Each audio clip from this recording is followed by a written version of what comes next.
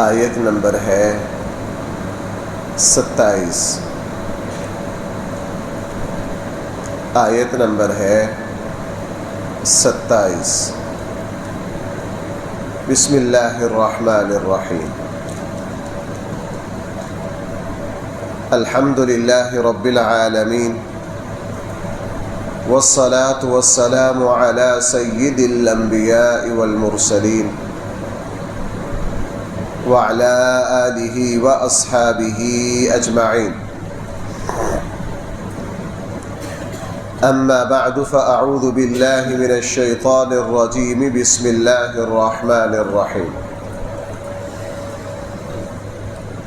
وَأَذِّن فِي النَّاسِ بِالْحَجِّ يَأْتُوكَ رِجَالًا وَعَلَى كُلِّ ضَامِرٍ يَأْتِينَ مِنْ كُلِّ فَجٍّ عَمِيقٍ لِيَشْهَدُوا مَنَافِعَ لَهُمْ وَيَذْكُرُوا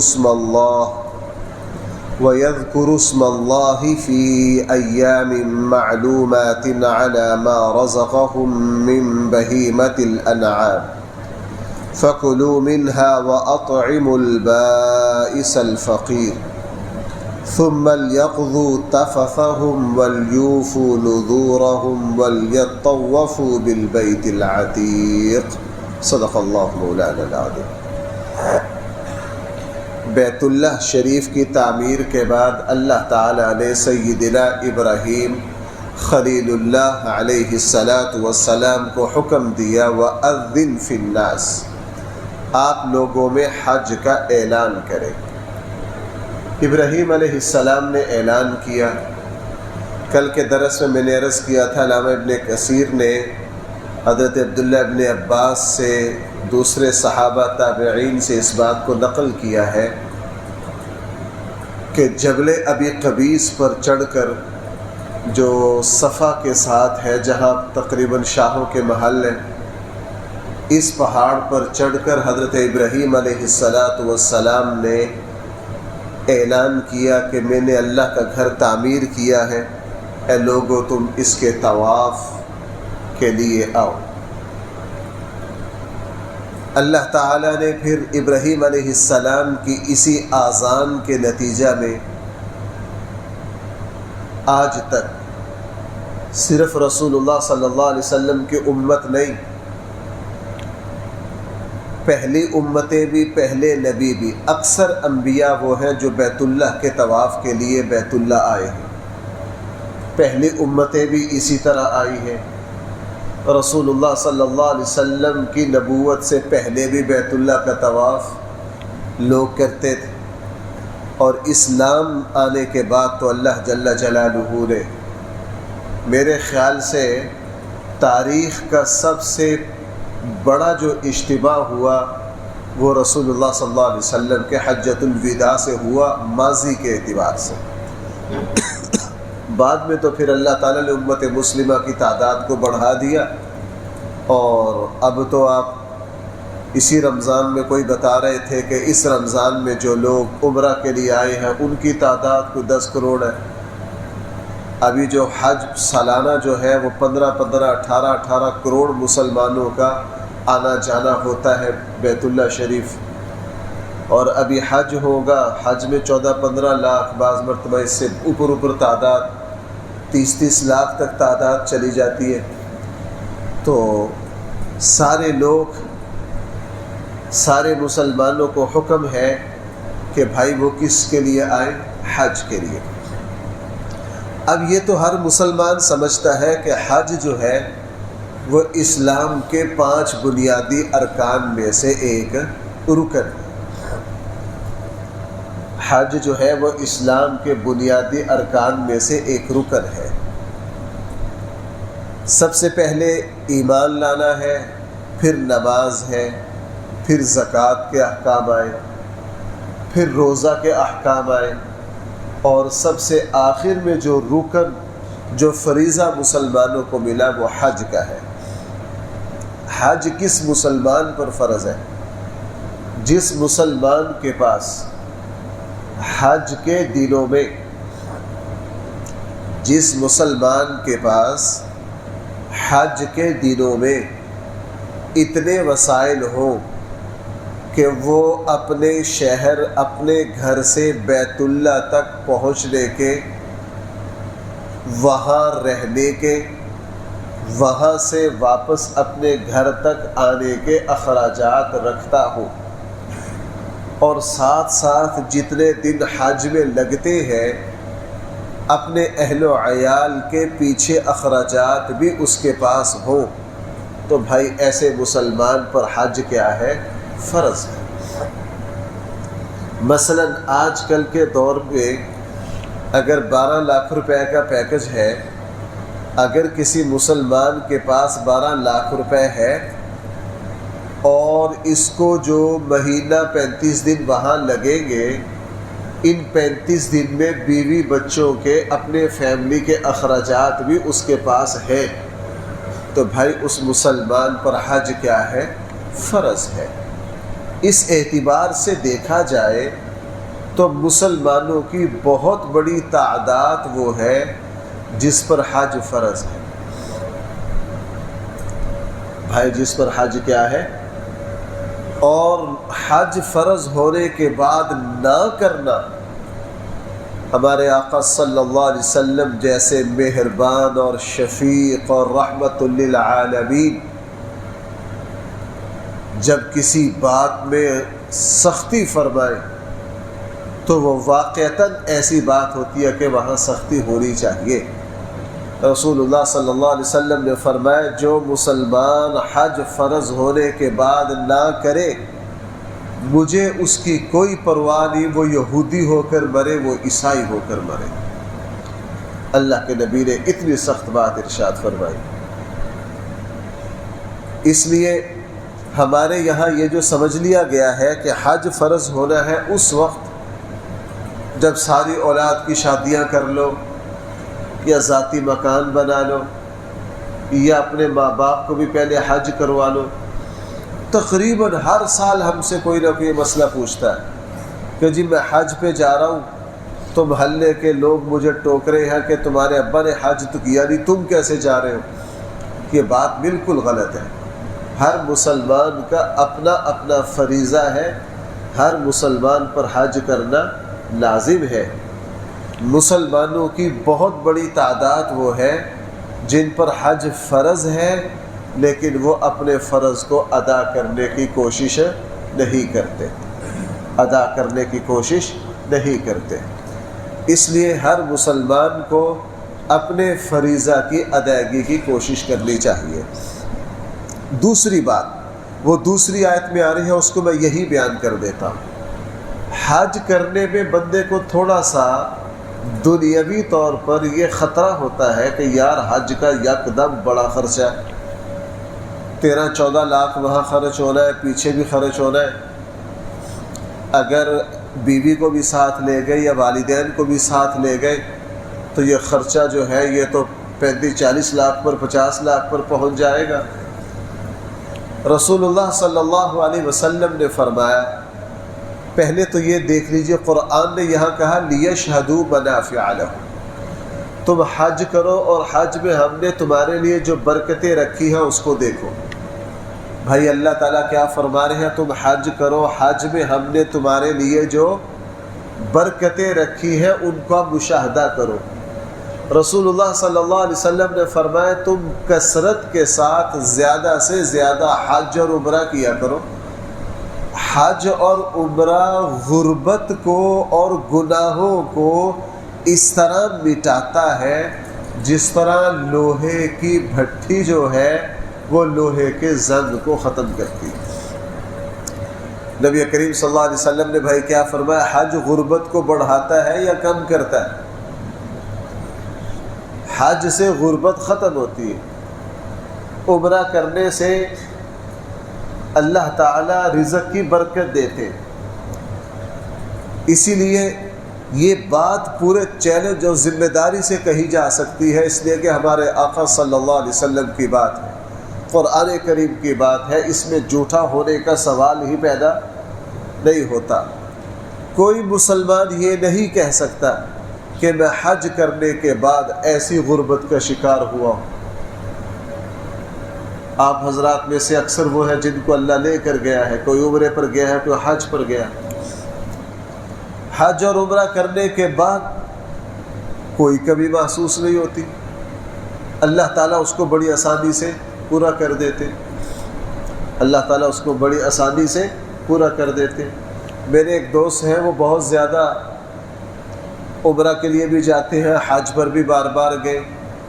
مجھے اسی موضوع پر ایک مرتبہ ان سے بات ہو رہی تھی، کہنے لگا مفتی صاحب اللہ تعالیٰ کا فضل ایسا ہے، میں حج اور عمرہ پر جاتا ہوں، ابھی واپس گھر نہیں پہنچتا، اللہ تعالیٰ میرے کاروبار کے ذریعے اضافی اخراجات جو حج یا عمرے پر ہوئے ہوتے ہیں وہ اللہ تعالیٰ پہلے ہی پورا کر دیتے، اللہ تعالیٰ پہلے ہی پورا کر دیتے۔ اس لیے قرآن نے فرمایا وَأَذِّنْ فِي النَّاسِ بِالْحَجِّ، آپ لوگوں میں حج کا اعلان کیجئے، یأتوک رجالا، وہ آپ کے پاس پیدل آئیں گے، اور اب تو سواریوں کا زمانہ آ گیا، وہ 200 سال پیچھے 300 سال پیچھے کا جو زمانہ ہے اس میں لوگ پیدل بھی حج پر جاتے تھے، پیدل سفر کرتے تھے، یہ انہی کو پتہ ہے، ہم تو اب کوئی سفر ناموں میں کتابوں میں کہیں تذکرہ پڑھ لیں۔ ہمارے یہاں پنڈی کے ایک عالم دین تھے، کوئی ابھی 18-20 سال پہلے ان کا انتقال ہوا ہے، عمر ان کی بہت ہی 100 سال سے زیادہ عمر ہوئی ہے ان کی، یہاں 70-71 میں انہوں نے پیدل حج کیا تھا، اور ان کو 2 سال لگے تھے، بھائی کتنا عرصہ، انہوں نے عجیب انداز سے حج کیا، وہ افغانستان، ایران، عراق اس راستے سے گئے تھے، اور ان کی کوشش تھی کہ علاقے میں جہاں بڑے بڑے علماء، بڑے بڑے کتب خانے، لائبریریاں، وہ یہ دیکھتے گئے۔ بڑی عید کے بعد انہوں نے سفر شروع کیا، پیدل سفر کرتے کرتے کرتے کرتے، اور چونکہ وہ بہت بڑے عالم بھی تھے، اور انہوں نے مکہ معظمہ اور مدینہ منورہ پر 2 بڑی عظیم الشان کتابیں بھی لکھی ہیں، تاریخ مکہ المکرمہ اور تاریخ مدینہ المنورہ، بڑی موٹی کتابیں ہیں ان کی۔ تو 1 سال سفر کر کے بیت اللہ پہنچے، اور وہاں طواف حج کر کے پھر اسی طرح ایک دوسرے راستے سے پیدل سفر کرتے کرتے پاکستان پہنچے۔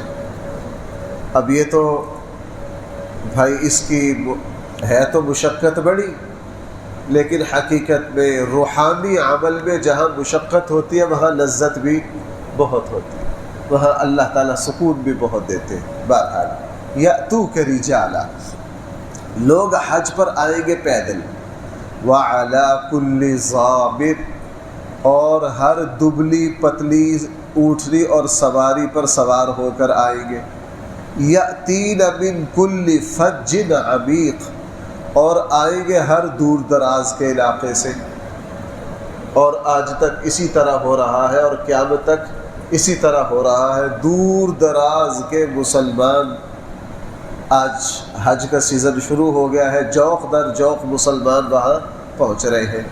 کیوں؟ یہ جملہ ہے بڑا اہم، لیشہدوا منافع لہم، تاکہ یہ حج پر آ کر اپنے منافع، اپنے فائدوں کو دیکھیں۔ ایک فائدہ یہ ہے، رسول اللہ صلی اللہ علیہ وسلم نے فرمایا جو مسلمان مقبول حج کرتا ہے، جب حج سے واپس آتا ہے وہ گناہوں سے اس طرح پاک اور صاف ہو جاتا ہے جس طرح آج ہی اس کی ماں نے اس کو جنم دیا۔ رسول اللہ صلی اللہ علیہ وسلم نے فرمایا جو مسلمان حج کرتا ہے اللہ تعالیٰ اس کی غربت کو مٹا دیتے۔ جو مسلمان حج پر جاتا ہے وہاں ہر طرح کے مسلمانوں سے ملتا ہے، بیت اللہ شریف میں ایک نماز پڑھتا ہے 1 لاکھ کا ثواب۔ بھائی ایک نماز کا کتنا ثواب؟ اگر اس نے 5 نمازیں پڑھی ہیں تو کتنی ہو گئی؟ تہجد کو شمار کر لو، آگے کرتے جاؤ۔ حجر اسود کا بوسہ ہے، حجر اسود قیامت والے دن اس کے مومن ہونے کی گواہی دے گا۔ بیت اللہ اور ملتزم اس کی گواہی دیں گے، وہاں قدم قدم پر برکتیں۔ رسول اللہ صلی اللہ علیہ وسلم نے فرمایا حاجی جب حج سے واپس آتا ہے گھر میں داخل ہونے سے پہلے اللہ اس کی دعاؤں کو کیا کرتے ہیں؟ قبول کرتے ہیں۔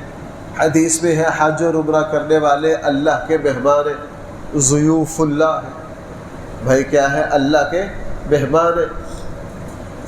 تو اللہ تعالیٰ نے اس میں برکتیں ہی برکتیں رکھی ہیں، اس لیے فرمایا لیشہدوا، تاکہ لوگ اپنے برکتوں کو سمیٹیں، وَيَذْكُرُوا اسْمَ اللَّهِ، اور اللہ کے نام کا ذکر کریں۔ حاجی جب حج پر جاتے ہیں زبان پر تلبیہ لبیک اللہم، عمرہ کرنے والے عمرے پر جاتے ہیں ان کی زبان پر اللہ کے نام کا ترانہ ہوتا ہے۔ حدیث مبارکہ میں آتا حاجی جب حج احرام باندھ کر، عمرے والا جب عمرے کا احرام باندھ کر تلبیہ پڑھتا ہے تو اللہ تعالیٰ کی ساری مخلوق اس کے ساتھ تلبیہ پڑھتی ہے، ساری مخلوق اس کے ساتھ کیا کرتی ہے؟ تلبیہ پڑھتی ہے۔ اس لیے فرمایا وَيَذْكُرُوا اسْمَ اللَّهِ، اور اللہ کے نام کا ذکر کرے فی ایام معلومات، چند مقررہ دنوں میں، حج کے دن مخصوص ہے، علی ما رزقہم من بہیمۃ الانعام، اس رزق پر جو ہم جانوروں کی شکل میں تمہیں دیتے ہیں۔ یعنی تم 10 کو مینا میں قربانی کرو گے، اللہ کا نام لے کر بھائی اس کو کیا کرو گے؟ ذبح کرو گے۔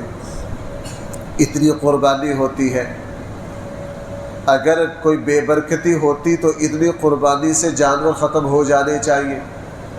ہر سال کوئی 20 لاکھ 25 لاکھ جانور وہاں ذبح ہوتا ہے، اور پورے عالم اسلام پہ جو بڑی عید پر قربانی ہوتی ہے اس کو بھی شمار کر لیجئے، کروڑوں کی تعداد میں پوری دنیا میں قربانی ہوتی ہے، لیکن کبھی بھی جانوروں کی قلت نہیں ہوتی۔ اس نے فرمایا تم ان جانوروں کو اللہ کے نام پر قربان کرو۔ پھر آگے فرمایا فَكُلُوا مِنْهَا، آپ ان جانوروں میں سے خود بھی کھاؤ، وَأَطْعِمُوا الْبَائِسَ الْفَقِيرَ، اور محتاج فقراء کو بھی کھلاؤ۔ اس لیے رسول اللہ صلی اللہ علیہ وسلم بھائی جب حجۃ الوداع پر آئے تو اللہ کے نبی نے پورے عرب میں اعلان کروایا تھا کہ سارے لوگ میرے ساتھ حج پر آؤ۔ اللہ کے نبی نے اہتمام کیا تھا، اپنے نمائندے بھیجے تھے بڑے بڑے قبائل کی طرف کہ بھائی میں حج پر جا رہا ہوں، تم سب میرے ساتھ کیا کرو؟ حج پر نکلو۔ اسی لیے پھر مدینہ منورہ اس کے مضافات کے سارے حاجی حضور کے ساتھ نکلے، پھر پورا عرب جو ہے یمن تک اور شام تک کے مسلمان بیت اللہ شریف پہنچ گئے، 1 لاکھ سوا لاکھ صحابہ جمع ہو گئے، تو اللہ کے نبی نے 100 اونٹوں کی قربانی کی۔ اتنے زیادہ اونٹ کیوں کیے؟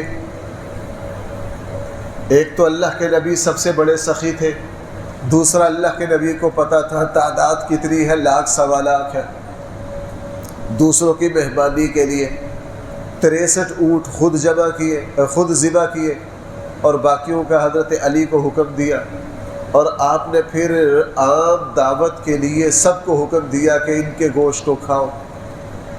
رسول اللہ صلی اللہ علیہ وسلم نے مہمانی کی، اور اس لیے اب جب حج پر مسلمان جائیں گے، جن کا حج تمتع ہوگا یا جن کا حج قران ہوگا، وہ بھائی وہاں کیا کریں گے؟ قربانی کریں گے۔ وہ شکرانہ ہے۔ لوگوں میں سمجھا یہ جاتا ہے کہ جو بڑی عید والی قربانی ہے وہاں وہی قربانی ہے، یہ الگ الگ چیزیں۔ حج کی قربانی اور چیز ہے، وہ اصل میں دم شکر ہے۔ وہ اصل میں کیا ہے؟ وہ تو قربانی کا لفظ ہم بولنے لگ جاتے ہیں نا۔ ہمارے یہاں بڑی عید پر جو قربانی ہوگی اصل میں قربانی وہ ہے۔ حج پر جو کی جاتی ہے وہ تو شکرانہ ہے حج کا۔ جس مسلمان نے حج تمتع کیا ہے، عام مسلمان جو جاتے ہیں بھائی وہ کون سا حج کرتے ہیں؟ حج تمتع۔ حج تمتع کہا جاتا ہے ایک سفر میں 2 عبادتیں کرنا، عمرہ اور حج کو جمع کرنا 2 احراموں کے ساتھ۔ اب جو مسلمان جا رہے ہیں ہم ان کو سمجھا کے بھیجتے ہیں، اکثر غلطی کرتے ہیں، بھائی ذرا متوجہ ہونا میری طرف۔ بھائی تم کدھر جا رہے ہو؟ حج پر۔ کدھر جا رہے ہو؟ حج پر۔ تم نے کس چیز کا احرام باندھا؟ حج کا۔ بھائی یہ تو غلط ہے، تم نے جاتے ہی کیا کرنا ہے؟ عمرہ کرنا ہے۔ اس لیے بار بار ہم حج پر جانے والوں کو یہ سبق یاد کرواتے ہیں، بھائی تم یہاں سے جا رہے ہو، حج تو آئے گا آگے جا کے، تم نے احرام کس کا باندھنا ہے؟ عمرے کا باندھنا ہے۔ خود ایسا ہوتا ہے ایئرپورٹوں پر، بھائی کس چیز کا احرام باندھا؟ حج کا۔ اوہو، یہ تو حج کا احرام نہیں ہے، یہ تو کس چیز کا احرام ہے؟ یہ تو عمرے کا ہے۔ آپ نے عمرے کا احرام باندھا ہے، آپ نے وہاں جا کے عمرہ مکمل کر کے احرام کھول دینا ہے، اور پھر آپ نے 7-8 کو دوبارہ کیا کرنا ہے؟ حج کا۔ وہ حج کا احرام ہے۔ اب ایک سفر میں 2 عبادتوں کا مزہ لوٹا، عمرہ بھی کیا اور حج بھی کیا۔ اللہ تعالیٰ نے فرمایا ہم نے تمہیں 2 نعمتیں دی ہیں، اب ذی الحج کی 10 تاریخ کو بطور شکرانے کے قربانی جانور ذبح کرو، اس کو کہا جاتا ہے دم حج، دم شکر۔ اسی طرح حج کی ایک قسم ہوتی ہے حج قران، وہ تھوڑا مشکل ہوتا ہے۔ حج قران اگر کرنا چاہے، ہم لوگوں کو منع کرتے ہیں، حج قران عموماً آج کل کوئی نہیں کر سکتا۔ وہ یہ ہوتا ہے کہ یہاں سے احرام باندھ کر گئے، حج اور عمرے کا اکٹھا، عمرہ کر کے احرام نہیں کھولنا، 10 دن ہو 15 دن ہو اسی احرام میں رہنا، اور احرام کی پابندیاں لازم ہو جاتی ہیں۔ حج قران کوئی لاکھ میں سے کوئی 2-4 بندے کرتے ہوں گے، بہت مشکل ہوتا ہے۔ اور ایک ہوتا ہے حج افراد۔ حج افراد صرف مکہ والوں کے لیے ہے جو وہاں ہیں، وہ عمرہ نہیں کر سکتے، انہوں نے احرام باندھ کے حج کرنا ہے۔ اللہ تعالیٰ نے ان کو حکم دیا، چونکہ وہ وہیں رہتے ہیں، تو تم ایک سفر میں 2 عبادتوں کو جمع نہ کرو، صرف حج کرو، عمرہ ساتھ نہ کرو۔ تم تو یہی کے رہنے والے ہو، تم کیا ہو؟ تم تو یہاں موجود ہو۔ یہ سہولت اللہ نے دوسروں کو دی ہے۔ بہرحال فرمایا کہ تم جانوروں پر اللہ کا نام لو، یعنی ان کو ذبح کرو۔ فَكُلُوا مِنْهَا وَأَطْعِمُوا الْبَائِسَ الْفَقِيرَ، اور اس میں سے خود بھی کھاؤ اور دوسروں کو بھی۔ ثُمَّ لِيَقْضُوا تَفَثَهُمْ، پھر اپنی گندگیوں کو دور کرو۔ ذرا اس کی تفصیل یہ ہے، حج کا بھائی طریقہ یہ ہوتا ہے، قرآن نے یہاں حج کی ترتیب کو بھی بیان کر دیا۔ مسلمان اصولی طور پر تو نکلیں گے 8 کو، لیکن آج کل 5 ذی الحج سے حاجی بھائی مینا پہنچنا شروع ہو جاتے ہیں، چونکہ رش زیادہ ہوتا ہے تو وہاں ترتیب یہ بنتی ہے 5 سے، بلکہ اب تو شاید 4 سے بھی لے جانا شروع کر دیا، چونکہ رش بہت زیادہ ہے۔ مسلمان 5 کو، 6 کو، 7 کو کہاں پہنچ جائیں گے؟ سارے مینا میں عبادت کریں گے اللہ کی۔ اب مینا سے جانا ہے، عرفات جانا ہے، وہاں رکن اعظم ہے، 9 کو رکن اعظم ادا کرنا ہے، زوال سے پہلے پہنچنا افضل ہے، اور پھر ظہر اثر اکٹھی ظہر کے وقت میں عرفات میں پڑھی جائے گی، اور اس کے بعد سورج غروب ہوتے ہی مغرب کی نماز عرفات میں نہیں پڑھ سکتے، وہاں سے نکلیں گے، مزدلفہ آئیں گے۔ مزدلفہ کوئی 9 بجے پہنچے گا، کوئی 10 بجے پہنچے گا، کوئی 11 پہنچے گا، کوئی 12 پہنچے گا، سارے یہ ہمارے یہاں بڑی عید والی رات ہوگی، مزدلفہ پہنچ جائیں گے سارے۔ مزدلفہ کا قیام ساری رات سنت ہے، اور جب صبح کا یہ وقت شروع ہوگا، صبح صادق کے بعد کا اور فجر کا جو رات کا آخری حصہ ہے، وہ لمحہ پھر واجب شروع ہو جائے گا، مزدلفہ میں قیام ہوگا۔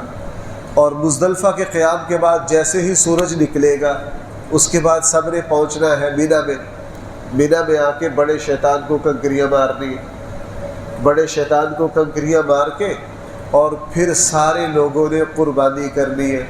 قربانی کرنے کے بعد اپنے بال کٹوانے، جب اپنے بال کٹوائیں گے تو عرفات، مزدلفہ، جسم پر گرد و غبار، پسینہ، تھکاوٹ، بری حالت ہو جاتی ہے، تو 10 کو مینا میں بڑے شیطان کو کنکریاں مار کر قربانی کر کے، بال کٹوا کے، اپنا احرام کھول کر مسلمانوں کو حکم دیا لیقضوا تفثہم، اب اچھی طرح غسل کر لو، اپنے آپ کو صاف ستھرا کر لو، اپنے آپ کو کیا کر لو؟ صاف ستھرا کر لو۔ وَلْيُوفُوا نُذُورَهُمْ، تم نے اپنے اللہ سے جو جو عہد و معاہدہ کیا ہے اس کو پورا کرو، خوب دعائیں مانگو، اور اس کے بعد وہ پھر صرف طواف زیارت باقی رہ جاتا ہے۔ طواف زیارت مسلمان 10 والے دن بھی کر لے، 10 کی رات کر لے، 11 کو کر لے، 12 کی مغرب سے پہلے تک طواف زیارت کر لیا جاتا ہے۔ اور پھر اسی لیے آخر میں فرمایا وَلْيَطَّوَّفُوا بِالْبَيْتِ الْعَتِيقِ، اس سے مراد طواف زیارت ہے۔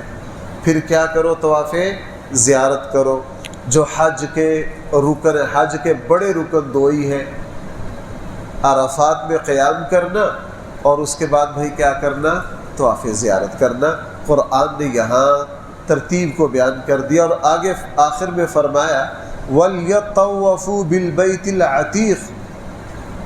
عتیق کے بھائی 2 معنی ہوتے ہیں، پرانا گھر، آزاد گھر۔ بیت اللہ سب سے پرانا ہے، قرآن نے فرما دیا ان اول بیت، سب سے پہلے جو گھر تعمیر کیا گیا وہ کون سا ہے؟ بیت اللہ۔ عتیق کا ایک معنی آزاد ہے، یہ اللہ کا آزاد گھر ہے، اس پر کوئی بھی غلبہ۔ ابرہہ نے کوشش کی، اللہ نے ناکام کیا۔ آج تک بیت اللہ کیا ہے؟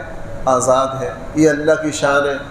بیت اللہ ہمیشہ آزاد رہے گا، بیت المقدس ہمیشہ حادثات کا شکار رہا، کبھی یہودیوں کے قبضے میں، کبھی عیسائیوں کے قبضے میں۔ موجودہ صورتحال دیکھ لیجئے، اللہ کے فیصلے ہیں، ہم اللہ کے فیصلوں کو سمجھ نہیں سکتے۔ قیامت تک جو ہے وہ بیت اللہ آزاد رہے گا، یہاں تک کہ دجال بھی بیت اللہ پر غلبہ نہیں پا سکے گا، یاجوج ماجوج بھی بیت اللہ پر غلبہ نہیں پا سکے گے۔ ہاں، قیامت کے قریب ایک حبشی ہے، وہ اس پر غلبہ پائے گا، صرف اس کا تذکرہ صحیح احادیث میں ہے۔ وہ بدبخت بیت اللہ کو منہدم کر دے گا، وہ بیت اللہ کو کیا کر دے گا؟ صحیح مسلم میں ہے، رسول اللہ صلی اللہ علیہ وسلم نے فرمایا قیامت کے بالکل آخر میں جا کے دجال کا زمانہ گزر چکا ہوگا، یاجوج ماجوج کا زمانہ گزر چکا ہوگا، اور قیامت بس آنا ہی چاہتی ہوگی۔ اس وقت ایک باریک پنڈلیوں والا، چپٹی ناک والا، کالا سیاہ، چھوٹے سے قد کا حبشی پورے لو لشکر کے ساتھ بیت اللہ پر حملہ آور ہوگا، وہ بیت اللہ پر غلبہ پا لے گا اور بیت اللہ کی عمارت کو منہدم کر دے گا۔ بلکہ رسول اللہ صلی اللہ علیہ وسلم نے فرمایا وہ بیت اللہ کی بنیادوں کو جس طرح اکھاڑے گا، میں اس کو دیکھ رہا ہوں۔ اللہ کے نبی نے کیا فرمایا؟ میں اس کو دیکھ رہا ہوں، وہ بیت اللہ کی بنیادوں کے پتھروں کو کس طرح اکھاڑے گا۔ بیت اللہ ختم ہو جائے گا، اور اس وقت جو مسلمان موجود ہوں گے وہ طواف اسی طرح کریں گے۔ میں نے پیچھے عرض کیا تھا کہ یہ جو جگہ ہے، اصل بیت اللہ یہ ہے، عمارت کے موجود ہونے یا نہ ہونے سے کوئی فرق نہیں پڑتا۔ اور جب وہ حبشی یہ کام کرے گا، اس کے بعد پھر اللہ تعالیٰ قیامت کو قائم کر دیں گے۔ اس سے پہلے بیت العتیق، اس آزاد گھر پر کوئی غلبہ نہیں پا سکتا۔ یہ سلسلہ کلام چل رہا ہے، انشاءاللہ اگلا حصہ کل سے۔ اللہ تعالیٰ ہم سب کو صحیح فہم عطا فرمائے۔ الحمدللہ رب العالمین، والصلاة والسلام علی سید المرسلین وعلی آلہ واصحابہ اجمعین۔ ربنا آتنا فی الدنیا حسنہ وفی الآخرۃ حسنہ وقنا عذاب النار۔ صلی اللہ تعالی علی خیر خلقہ سیدنا مولانا محمد وآلہ واصحابہ اجمعین برحمتہ۔